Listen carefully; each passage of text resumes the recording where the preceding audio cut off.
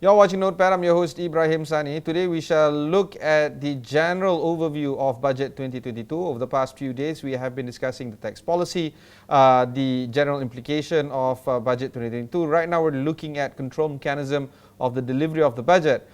Quite interestingly, during the budget presentation, the Finance Minister, Tengku Zafrul, did say that there will be a new committee to be instituted, to be managed by the MOF and to be chaired by the Prime Minister to look at who gets what during the budget.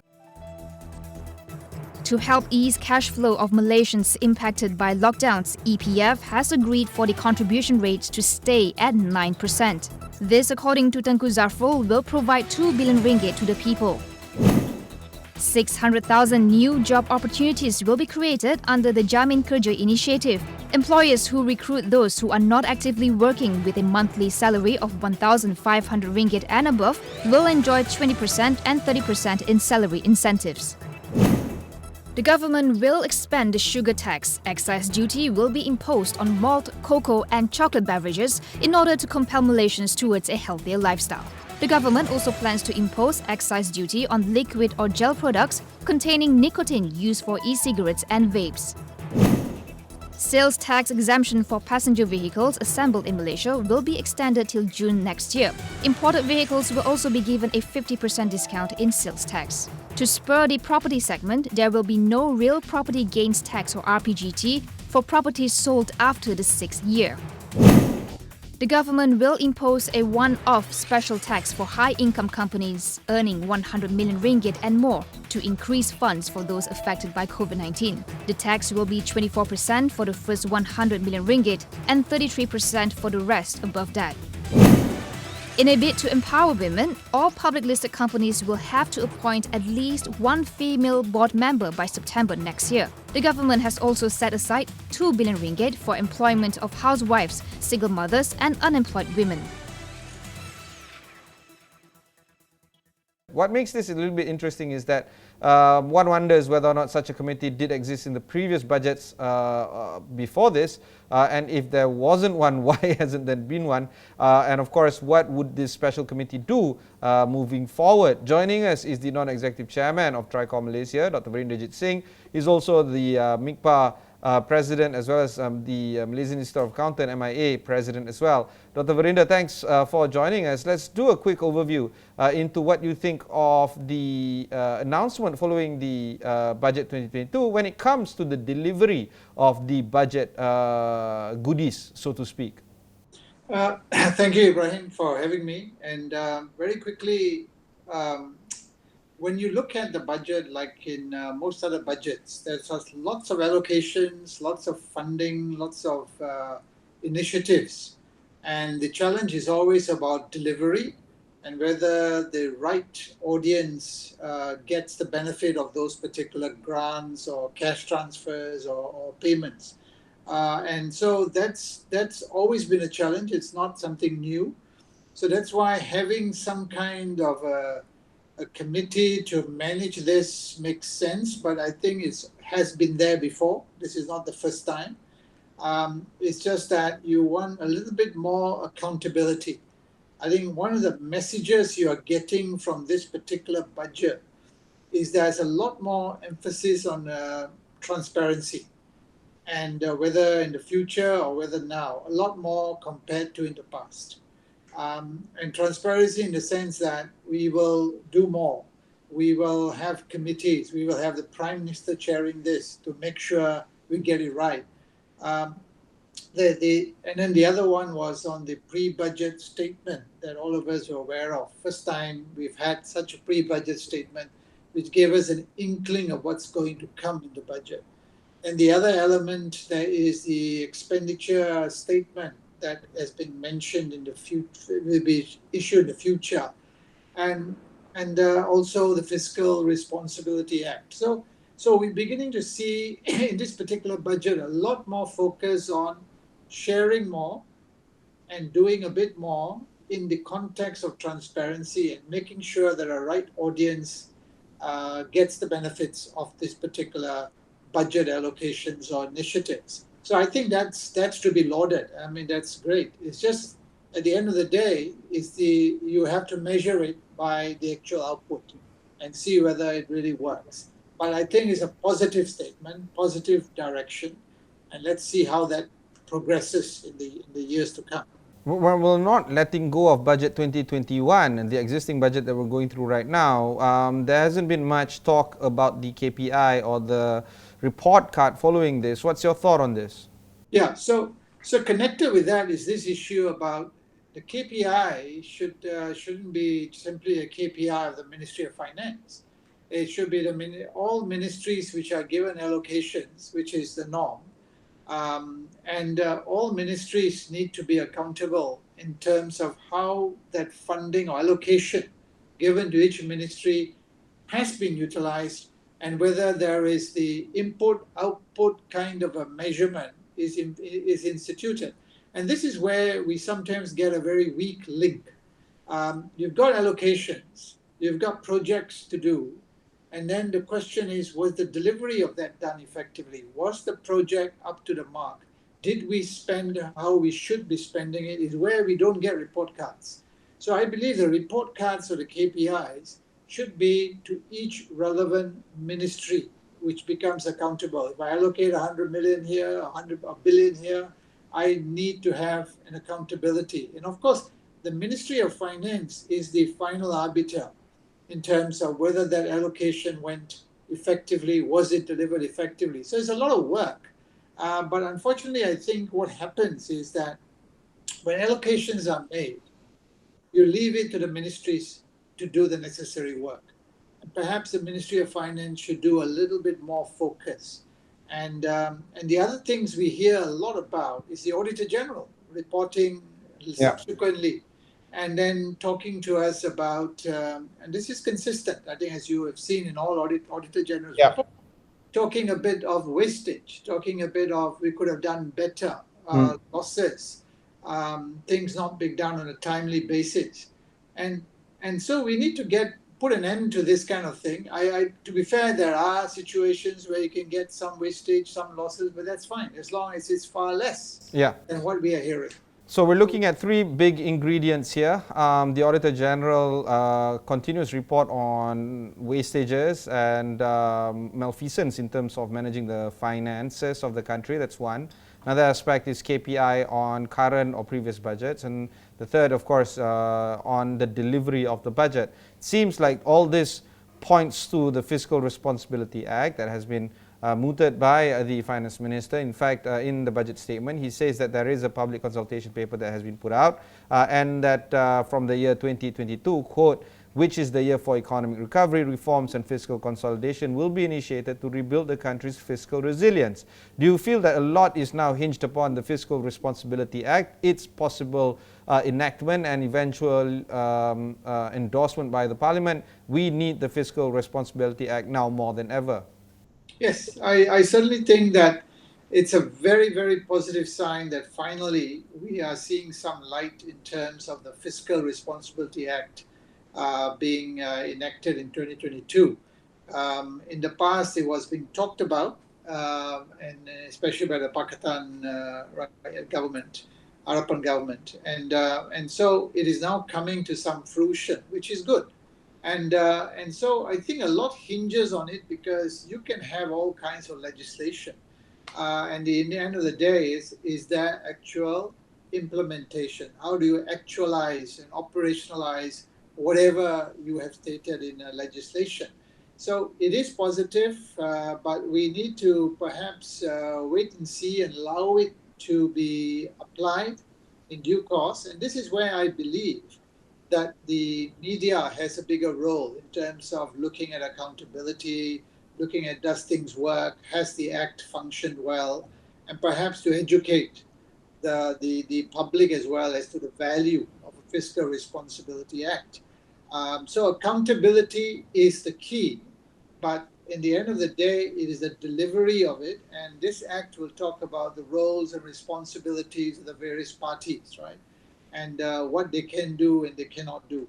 So it's really setting the goalposts, and then somebody has to monitor it. And at the end of the day, I do believe that it may come back to the Auditor General monitoring the actual implementation of the various goalposts or the milestones that have been set by the FRA or Fiscal Responsibility Act. All right, we'll go for one short break before we continue our conversation with Dr. Veerinderjeet Singh.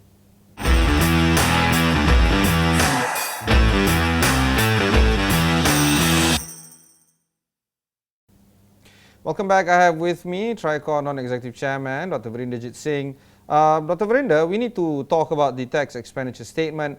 This is a long-term conversation that needs to be had in this country. We've seen a few countries, particularly those that have performed accrual accounting for the longest of time. New Zealand, for instance, if you type in tax expenditure statement, New Zealand's 2021 tax expenditure statement is all for there to see. Anybody, not even New Zealanders, of course.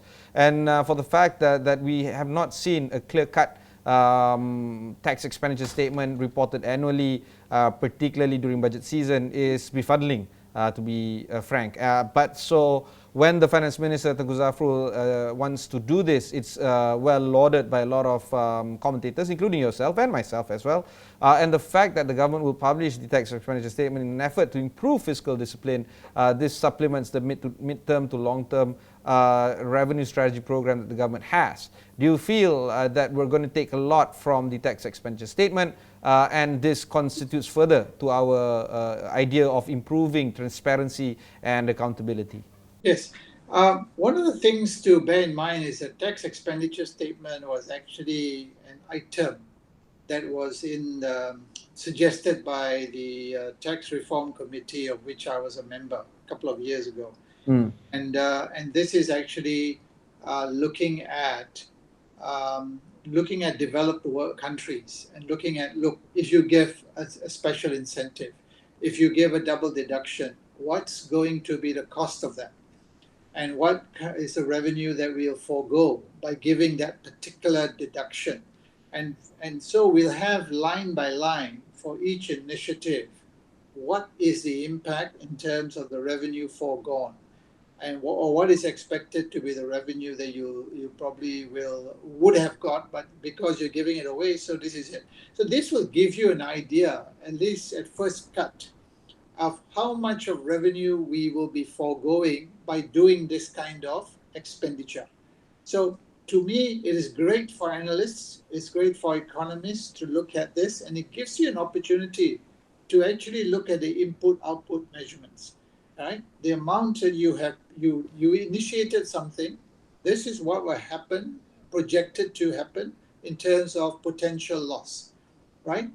And then the next issue is, did it reach the level you expected? Did you achieve the output? Now, who is going to measure the output is another story. This fundamentally just tells us a little bit more in the context of transparency and accountability to say, we have accounted for line by line items, what the cost will be.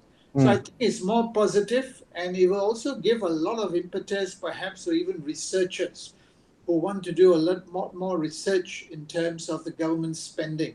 So I see it positive in many ways, but again, remember this, it's purely pieces of information that have been given. Anything is better than nothing. In the past, we never knew this. We know incentives have been given, this has been given, but no measurement was ever made about the potential cost. You just have to work out some possible damage, what we think we'll lose, but no tangible data was available or even looked at. So what this means also is that the type of data that the Ministry of Finance will use to measure this potential loss is also important. And therefore, the kind of solutions they use, the kind of predictive ability that they have, means they need to have much more better data. So I think it will lead to that kind of a situation. And I think it's positive on all fronts. And so we'll just have to wait to see how this evolves over time. But certainly, I applaud it. It's a great step forward in accountability. All right, we'll go for one short break before we continue our conversation with Dr. Veerinderjeet Singh.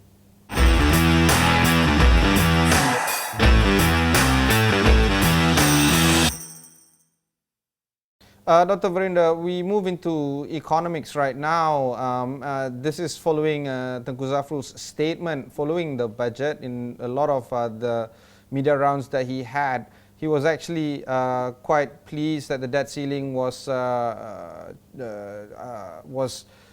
increased to 65% of the GDP. He argues that this is to have larger wiggle room for the government to finance the budget. He says that although the government's debt ceiling was raised to 65%, what's more important was the government's ability to repay the loan. He was also arguing that if we were to pull the brake too fast and not spend and not have an expansionary budget, then this would impede on our economy having a faster than expected recovery path. Do you share this kind of views? In general, I think we do agree that an expansionary budget was the only way to go, given what has happened and the turmoil that COVID-19 has brought to us all. So it is necessary that it be expansionary. And in order to be expansionary, the issue was obviously a deficit will be there, will not be at the 3% that we used to bandy about in the past. So I think it was necessary. They needed the headspace. They needed to be able to do a bit more, and in terms of borrow a little bit more to make up for that. So to me, it is a temporary measure that we needed, and I think it's fine. It gives the government space, and that was why all parties, in more or less in Parliament, more or less agreed to give that particular space to the government because of the circumstances. In normal circumstances, I don't think the Parliament would be would be approving this. But I think it's necessary, and I think it's right for the minister to be a little bit excited about the fact that this is moving along smoothly. But the challenge will then be the future years, and then we'll bring it back to the norm that we are used to. Speaking about future years, Dr. Veerinder, assuming that the GDP growth is between 5.5 to 5.6%, we're going to be looking at a deficit of 6.0%, which is lower than the 6.5% that we have right now. Do you feel that this is a good trajectory, even though we're on a path of recovery, even though the debt ceiling has been raised, and even though we have an expansionary budget, the goal towards a balanced budget is there when it comes to 2021 versus 2022. What's your thoughts on this? Well, I think the expectation by many was that if we are on a trajectory of an upward trajectory and moving out of what we've gone through so far, and this would be growth, then perhaps the deficit can be lowered. But that's too early to expect it, because why? Our revenue generation is still uncertain. We expect less than 6% growth in the revenue next year. And again, that's tied to the expected economic growth, right? So I think we need to be a little bit more cautious. And the deficit of 6 that is projected seems reasonable given the circumstances. One of the points I've made to the ministry is the fact that what happens if we do have the flip side? What happens if growth rates actually drop? What happens if there is another blip? And we don't like to be doomsayers, but in the end of the day, we need to have some kind of an alternative. Unfortunately, I don't think we all want to get ourselves stuck up in as being naysayers and saying that there could be a worse scenario. But that is a danger. That if we do find ourselves back in a situation where the pandemic evolves, the mutation of the virus, and so on, and there's some more of lockdown, maybe not lockdowns, but curtailment, and we'll find that this particular deficit will widen again. And that leads us to more challenges for the succeeding year. But in general, given the data, given what is happening around the world, given what we've seen, it looks reasonable to me to expect a very conservative figure of 6% deficit. If things go well, we might see the deficit being even lesser. And I've also raised one other point to the ministry in a session we had today about the fact that we expect revenue to grow by less than 6%. But I find that operating expenditure is growing more than 6%. Yeah, That's true. And the challenge there for us is this. There is always, and this is human nature, in a sense that if things are going back to what we think it is, we want to spend what we used to spend. And we want to bring back certain expenditure. And my comments were, maybe it's too early, too fast. Why can't we keep the expenditure at about the 2021 level or 2020 levels? And let's not jump in it too fast. But again, some of the expenditure may be related to some of the cash handouts, some of the expenditure that has been mentioned in the budget. So I think all I can say is that we need to be cautious. Human beings are such that when you see something positive, everything becomes positive.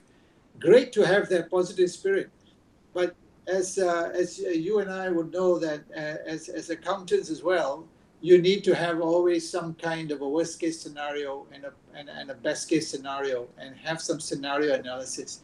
So I hope that doesn't happen, but I was hopeful that the government can manage operating expenditure.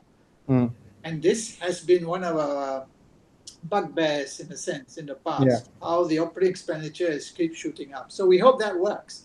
And if that works well, we will see the deficit being a bit less than what we projected. Which is falling back to the earlier statement of transparency, accountability, and fiscal responsibility. Dr. Veerinder, there's still so much more to unpack. Unfortunately, our conversation must draw to a close for now, but I'm happy to have you on this show yet again. That was Dr. Veerinderjeet Singh, the non-executive chairman of Tricor Malaysia. You can also catch him on various platforms. He's a quite prolific speaker, so do search his name all around the web. For now, that's it for this episode. Catch you in the next one.